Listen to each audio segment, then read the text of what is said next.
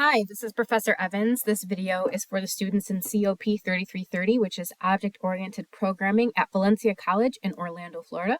This video is going to cover the module related to inheritance and polymorphism.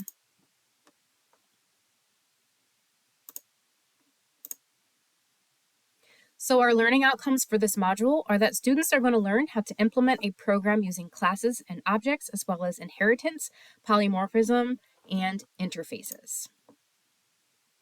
So just a reminder that this video is a companion to the online learning resources provided. It's best to read through some of the articles and links that are provided online prior to watching this video.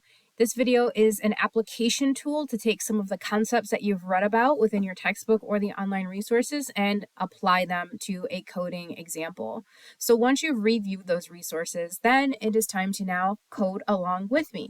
So please make sure to open up your IDE and type along with me. That is the best way to learn this information. And once again, this will be a resource for you when you work on your programming project or prepare for an upcoming exam.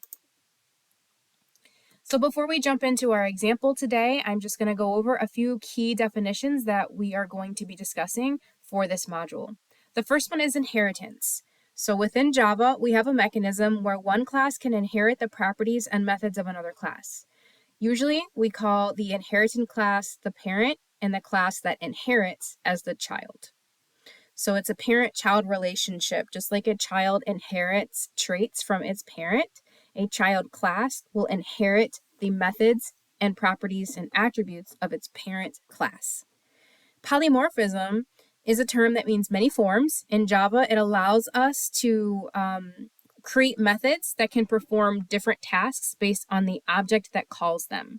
I'm going to demonstrate polymorphism today within our coding example, where we're going to have a single method that is implemented differently depending on who is calling that method. We're also going to look at method overriding today. When a child class defines a method that already exists in its parent class, we call this overriding. Basically, let's say we have a child that inherits a method from its parent, but we want it to do something slightly different than the way that method was written within the parent. We can override that method in the child class. And then we're also going to learn about interfaces. An interface in Java is a reference type.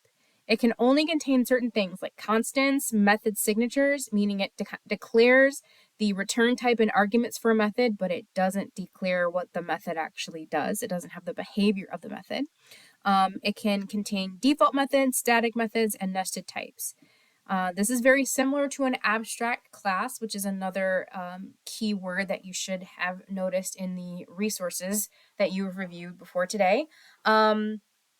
But one thing about interfaces is that I can only contain the method declaration, not the implementation.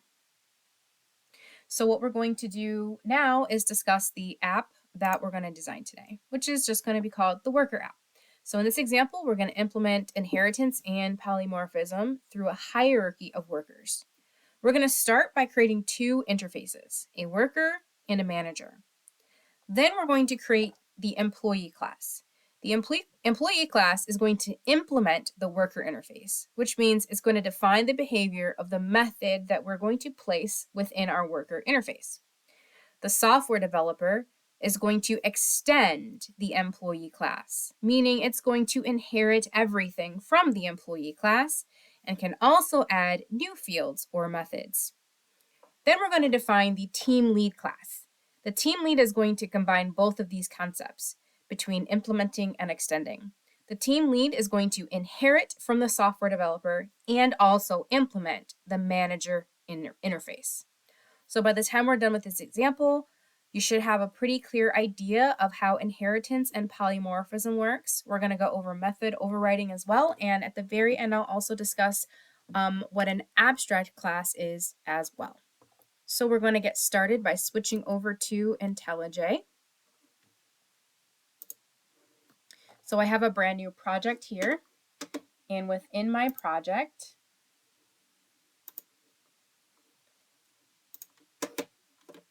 I'm going to start with the worker interface. So I'm going to add a new Java class.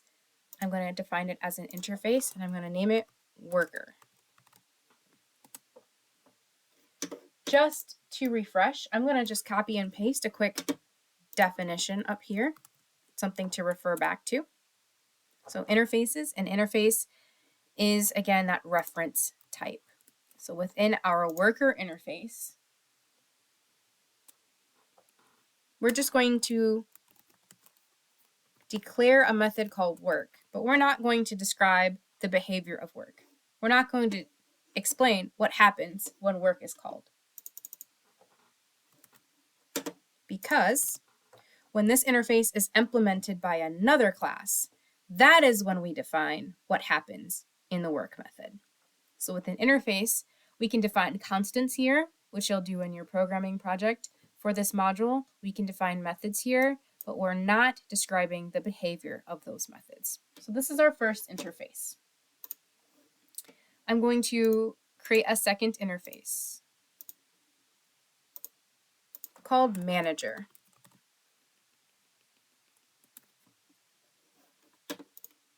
Same as before, I'm just going to copy paste that definition in there.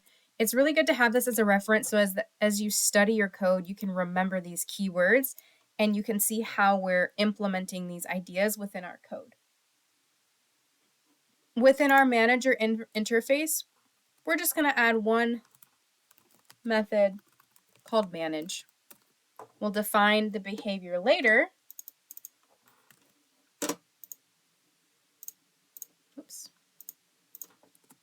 We'll define the behavior later when this interface is implemented by another class. So these are our two interfaces. Now I'm going to start with the employee class. So I'm going to call this employee.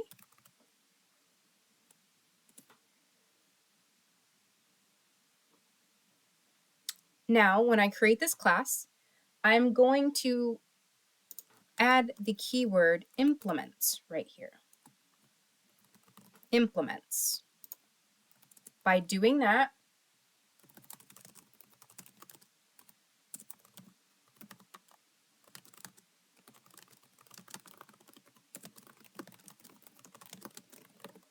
we're implementing an interface. So we're saying that we're going to implement the worker interface within our class.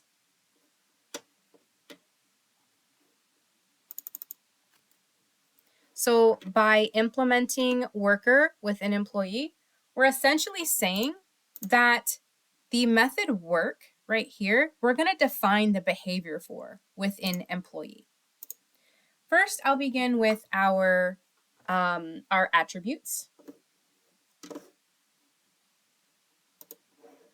For our attributes, we are going to declare them as protected. So I'm going to put a little comment in here. I'm just going to copy paste a little comment in here to define what we mean when we say protected.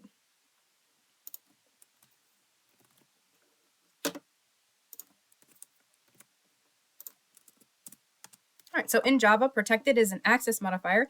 It's used for fields, methods, and constructors, indicating that they can be accessed within their own package and by subclasses. So if we're eventually going to create a child class based off of employee, if we're going to create a class that's going to inherit from employee and we want that class to be able to access the fields of the parent, we're going to use that keyword protected.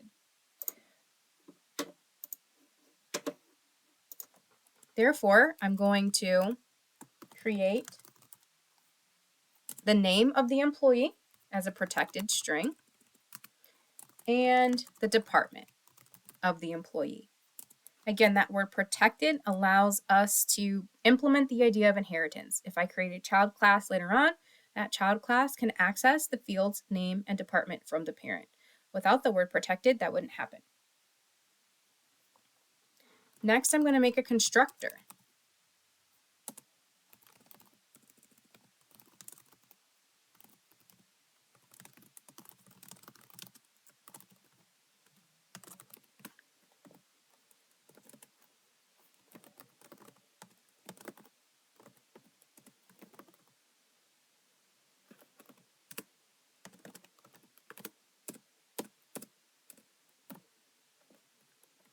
There's my constructor. I'll do my get and set methods.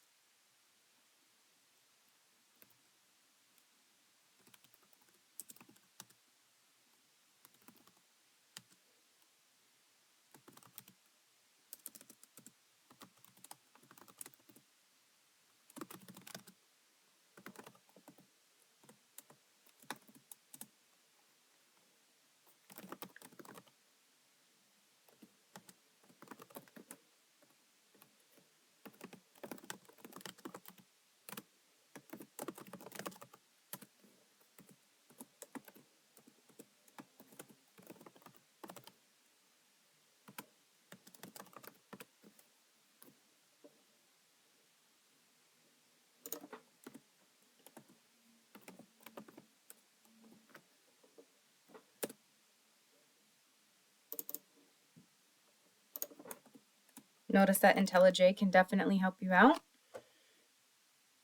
with your get and set methods. So there's my get and set methods. Next, I am going to declare the behavior for the method work from our interface. When you add this word implements to your class definition or declaration, when I say public class employee implements worker, I'm indicating that I'm going to define the behavior of any methods in my interface. That's part of the reason why I've got a red line underneath my declaration right here. So now let's declare what's going to happen for the work method. This is just a simple example for proof of concept, so I'm just going to use a print line statement.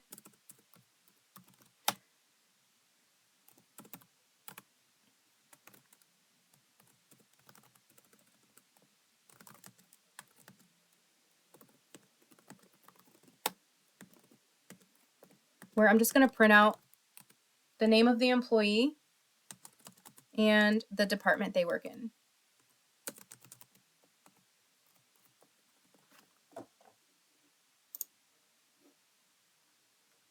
So now we can see our red line is gone because it was looking for an implementation of the work method, and I've now added it. I'm just going to add a little comment here as well.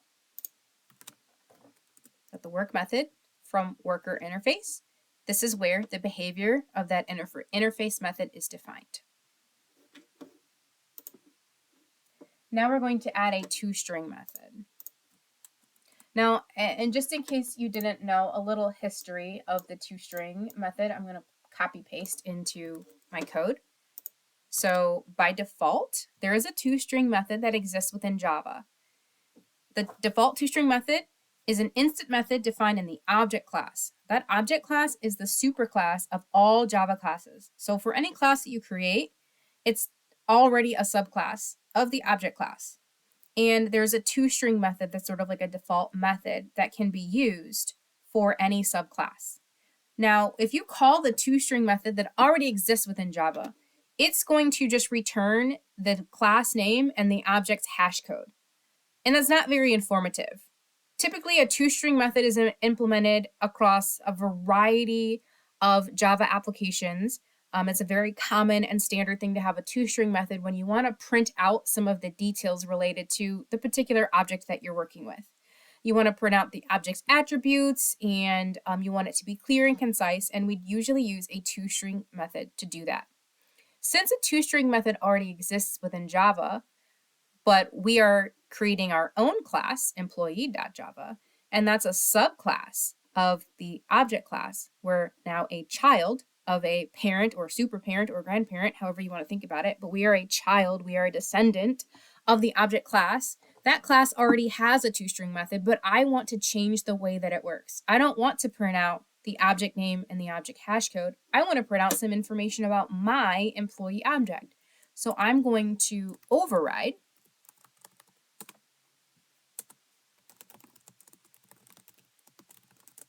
our toString method. And that's what it would look like. You literally just add this keyword @override right above the method that you're overriding. So anytime I call toString in relationship to the employee object, I'm going to get the behavior that I define right here and not the default behavior for for the Java toString method.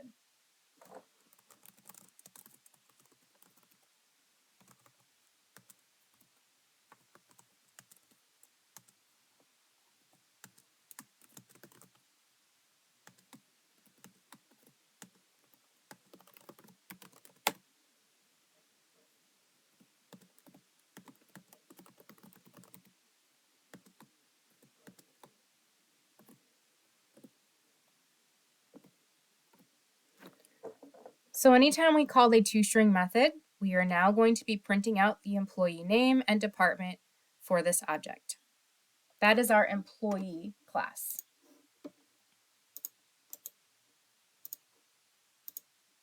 Next, I'm going to add the software developer class.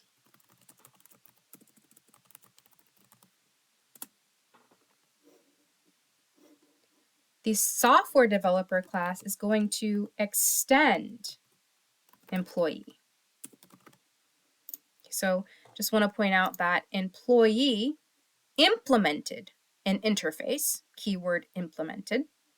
The software developer class is going to extend employee. That means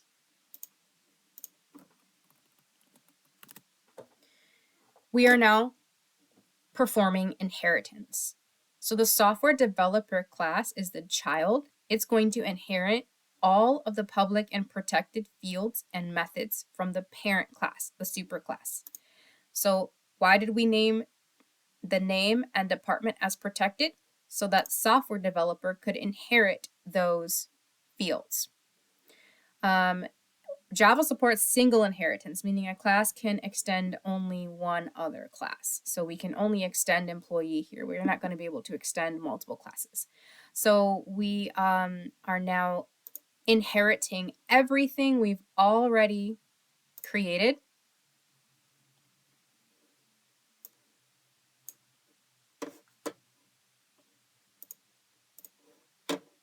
Sorry, I just had to unsplit that there. Okay, so we're inheriting everything that we've created, and we can also add to it if we want to. So the software developer class inherits everything from employee and can also add new fields and methods. So we're going to add a constructor.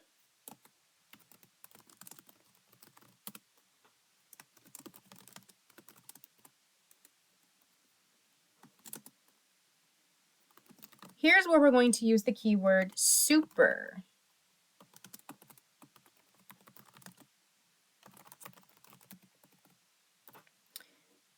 The keyword super calls the constructor of the parent class. Okay, so whenever we use the word super, what we're doing is we're calling this method, which is a constructor of the parent class, and we're passing in these pieces of information to that constructor. So in this case, I am calling the constructor for employee, which is right here. I'm passing in the name, which is right here. It's just passed into the constructor of the software developer. So the software developer object has a constructor which only takes a name. It passes the name to its parent, constructor employee, and it passes the department as software development. Because with this particular class, we're inheriting from employee and we're customizing it for only software developer employee types. So super calls the constructor of the parent class and passes in this information to that constructor.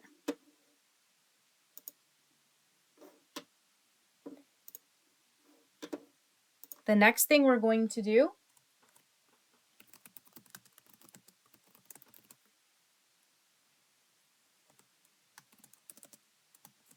is define what happens within our work method for a software developer.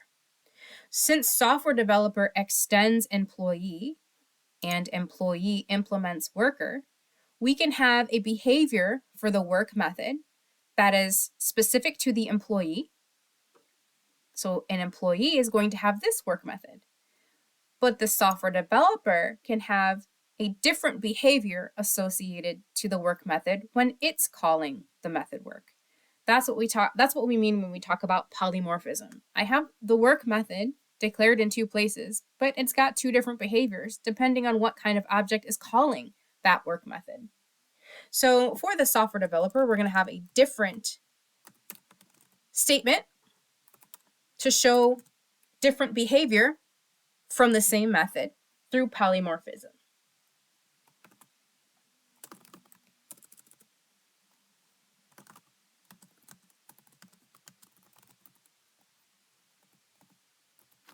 So when the software developer is working, we're going to print out their name and that they're coding. When the employee is working, we're going to print out that they're working in a certain department. With the software developer, we're forcing the department to always be software development and inheriting everything else from the employee class. Next, I'm going to add the team lead class.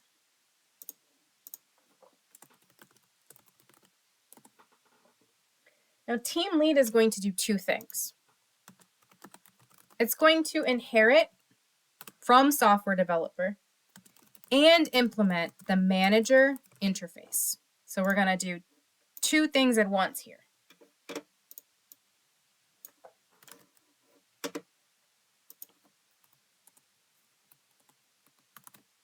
So team lead will inherit all public and protected fields and methods from software developer. That extends keyword tells me that we have inheritance. And then we're implementing the manager interface. The manager interface has one method called manage. So we have to define the behavior of manage for team lead.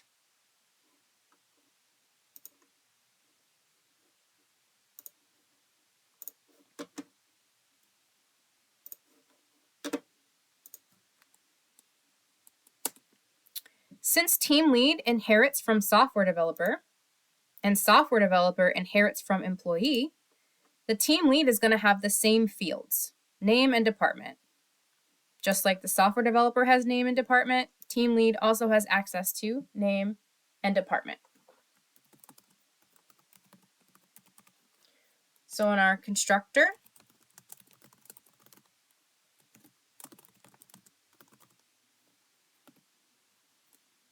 we're going to pass in the name of the team lead.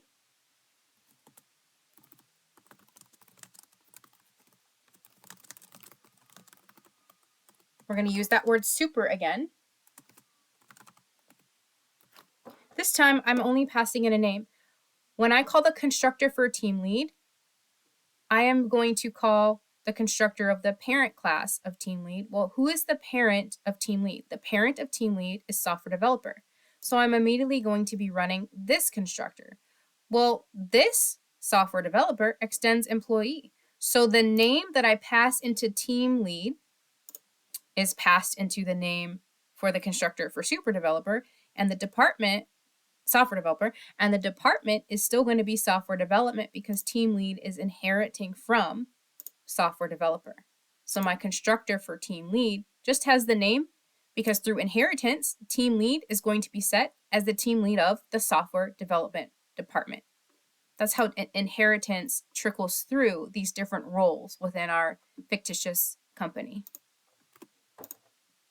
So there's my constructor. The next thing that we're going to do is define the behavior of the manage method from our manager interface.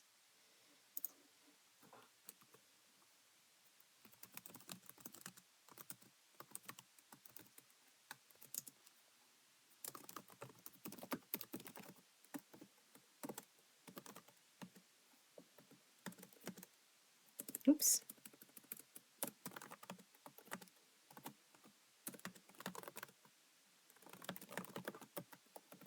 So we're just going to print a message to say whoever the name is managing the team. Lastly, we're going to do another overridden toString method.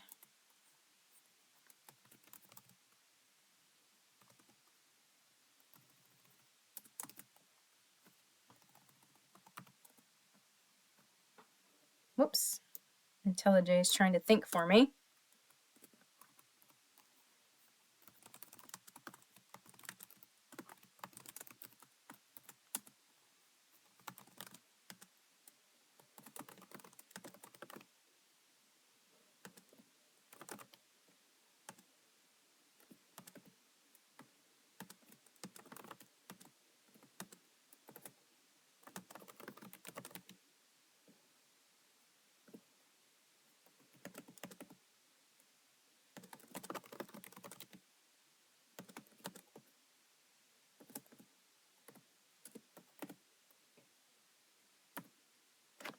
There's my toString method.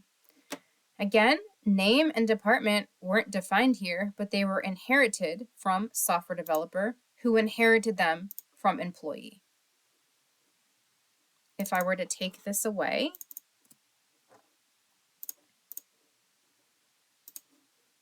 and try to run this, you would get an error.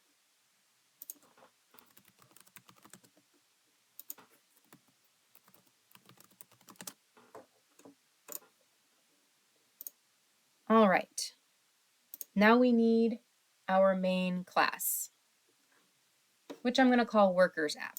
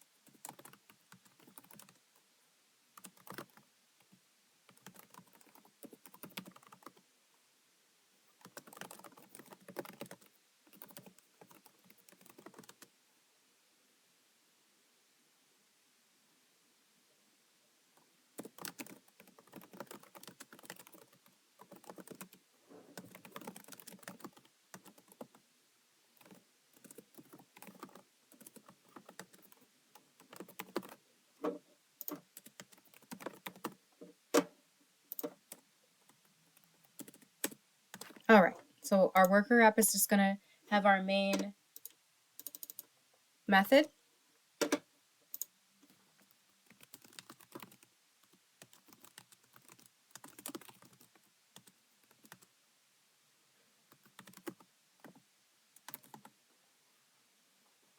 So first, let's create an employee. I'm going to call that employee Nate. I'm going to instantiate employee, which means I need to provide a name and a department.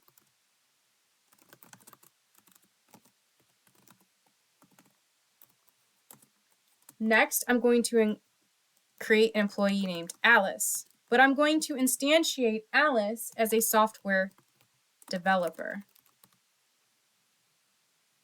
So I just need to supply a name. I'm going to create a second employee named Bob, and I'm going to instantiate Bob as the team lead.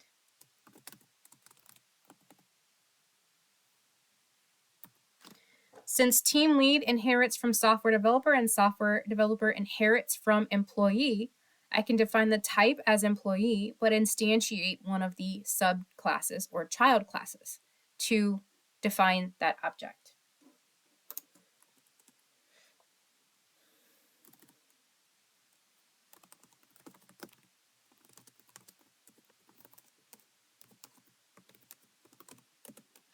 Next, I'm going to show what happens when Nate works, when Alice works,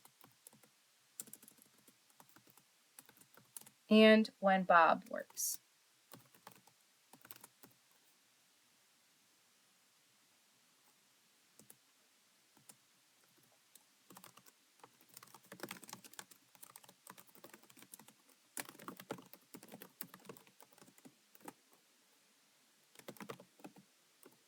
When I call system.out.println and I pass in the object Nate, it's immediately going to run the toString method defined for Nate's type. Nate is an employee.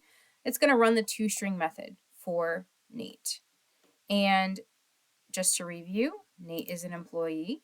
Our toString method right here is going to print out the employee name and department. So whenever I call that toString method by putting it in a print line statement, that's the method that's going to run, that toString method.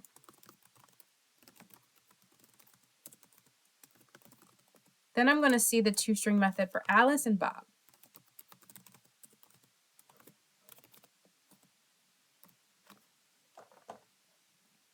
I'm going to stop there and we'll just start a demonstration with these few things. So I'm going to hit play.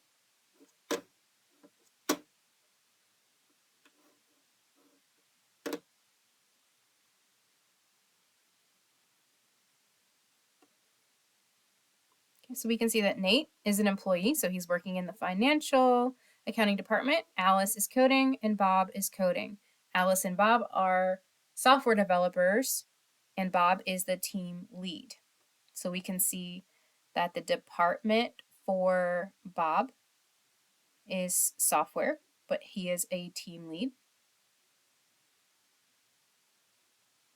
We can see that Alice, her department is software developer, and we can see the department for Nate is also financial accounting. So this is all the data that we've entered so far.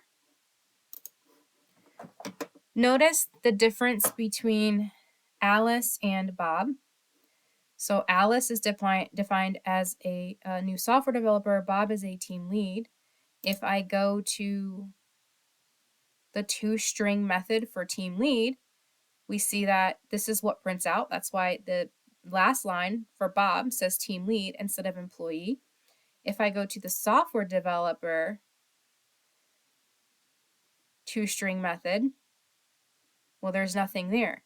So where is the toString method coming from the software developer object?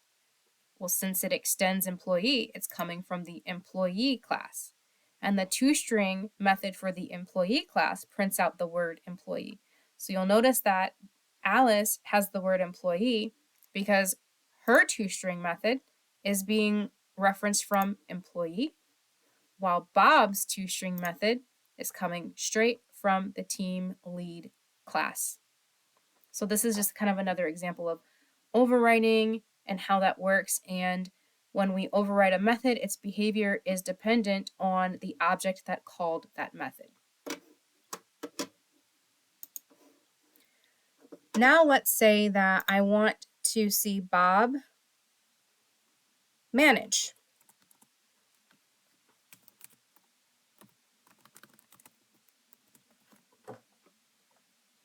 You're getting a red line here, or a red word here, which means there's an error. So I want to explain why this error occurs. Bob is declared as a type employee. Now we've instantiated an object to the object to be a team lead, but its type declaration is employee. And if I go to the employee class, there is no manage function or method here. So what's happening is Bob was declared as an employee who does not have a manage method. This is what the compiler sees. At runtime, when this code actually, if it could run right now, at runtime, what's going to happen is Bob will be seen as a team lead and it would have access to that manage method. But the compile time or the static value right now of Bob is that it's an employee. It hasn't run yet. And in order to get past this is basically like a compiler issue. In order to get past this, we have to do something called typecasting. So typecasting refers to changing an object. It's basically changing its type. So you can either have upcasting where you cast to a superclass type or downcasting where you cast to a subclass type. We're going to downcast Bob right here in order to get this manage method to run. So basically we're working around a compile time issue, not a runtime issue. So what we're going to do is typecast by saying, I want Bob, who right now is an employee, I'm going to downcast him to manager. That's what I want to do. I want to downcast Bob to manager. And then once Bob has been downcasted from an employee to a manager, then we can call the manage method. So this is an example of typecasting in order to avoid a compile time issue.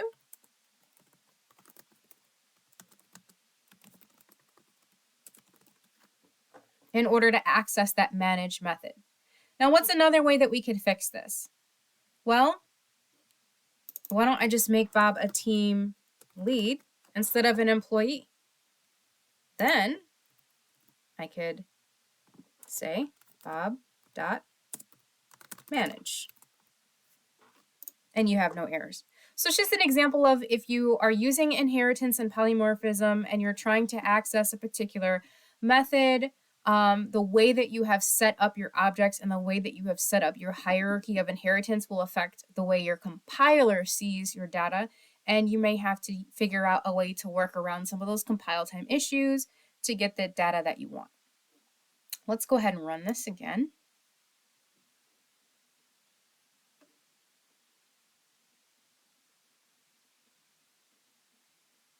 And now it ran, and we can see that Bob is managing the team. So we can see that manage method now running. I can go back and put it with the typecasting.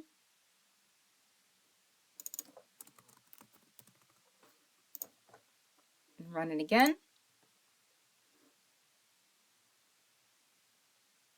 And again, we get the same outcome. Also, I want to clarify about the word protected. So again, we discussed how protected is an access modifier. And the key here is that if you remove the word protected, classes that are not in the same package won't be able to see these values. Right now, we've got everything within the same package or within the same directory. But when you get more complex Java programs that require several packages and tons of files or even hundreds of files and thousands of lines of code, if you have certain files within a different package and you remove the word protected, even though they will inherit, they will not be, even though you can set up inheritance, you will not be able to inherit these attributes without that word protected. So just sort of making that a little bit clear that while everything is in the same package, you can use the word protected, or you can take it away and by default it will be made private. But if you do not use the word protected and you're using classes in several different packages, your inheritance hierarchy will not work because the word protected is needed to basically have that attribute be seen across different packages. So the last thing that I want to go over is the definition of an abstract class. An abstract class is a special kind of class that cannot be instantiated on its own, and it's only meant to be subclassed, meaning it's only meant to be the parent for other classes that will inherit from it. For example, if I make the employee class abstract, and I go into my workers, now I've got errors because employee isn't meant to be instantiated. So let's talk about how we would fix those errors.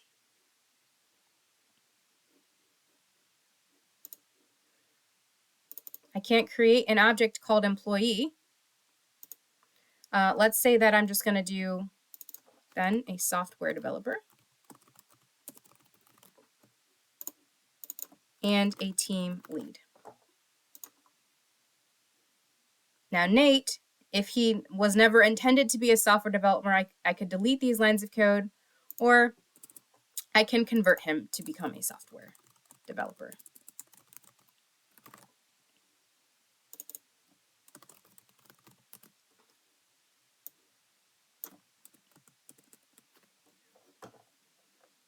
Now my errors are gone.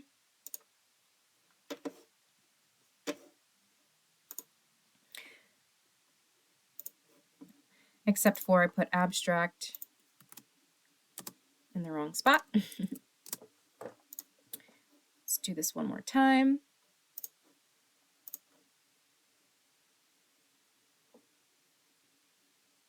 And there's my output. So with an abstract class, it can't be instantiated, but you can inherit from it. So I can create children from my abstract class. So with my employee, I can now create the software developer and then instantiate anything in there. I can create the team lead and then instantiate from there, but I can't instantiate directly from an employee object. That's what that word abstract does. That's how it changes the behavior of your class.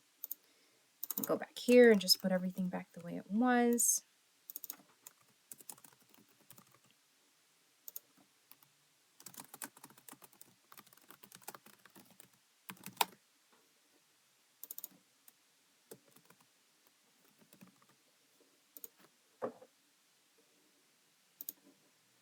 And that's the conclusion of this demonstration on inheritance, polymorphism, overriding, demonstrating what an abstract method does, etc. From here, please feel free to email me with questions if you have any and start working on your programming project for this module. Thanks for watching, and until next time.